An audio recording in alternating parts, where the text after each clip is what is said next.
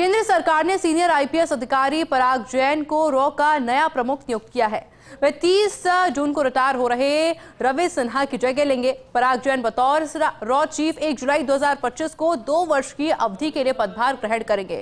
Power corridor और खुफिया हलकों में सुपर जासूस के रूप में चर्चा में रहने वाले पराग जैन अपने साथ बेहद अनूठे अनुभव लेकर आ रहे हैं। ये रिपोर्ट देखिए।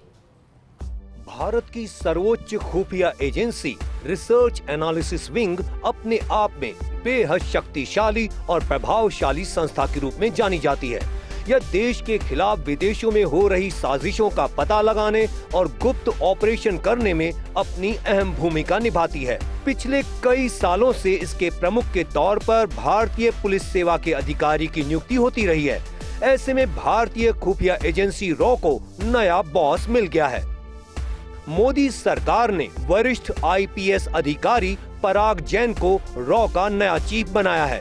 1989 बैच के पंजाब कैडर के आईपीएस अधिकारी पराग जैन को काफी तेज तर्रार अधिकारी माना जाता है। फिलहाल एविएशन रिसर्च सेंटर के प्रमुख की जिम्मेदारी संभाल रहे हैं, जिन्होंने हाल ही में पाकिस्तान के खिलाफ ऑपरेशन सिंदूर में अहम खुफिया जानकारी जुटाकर बड़ी भूमिका निभाई थी।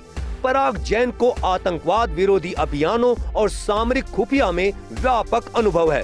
वे जम्मू कश्मीर में भी केंद्र सरकार की रणनीतियों का हिस्सा रह चुके हैं, जहां उन्होंने संघर्षग्रस्त केंद्र शासित प्रदेश में केंद्र की आतंकवाद विरोधी रणनीति में महत्वपूर्ण भूमिका निभाई थी। रिसर्च एंड एनालिसिस विंग की स्थापना 21 सितंबर 1968 को हुई थी।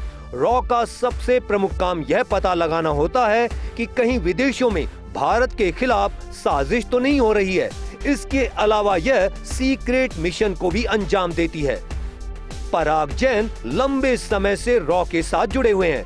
अब 2 साल के कार्यकाल के लिए भारत की सबसे संवेदनशील और शक्तिशाली खुफिया एजेंसी रॉ की कमान संभालेंगे। नए रॉ चीफ के रूप में उनकी नियुक्ति को भारत की राष्ट्रीय सुरक्षा को और मजबूत करने की दिशा में एक महत्वपूर्ण कदम माना जा रहा है। Bureau report, first India news.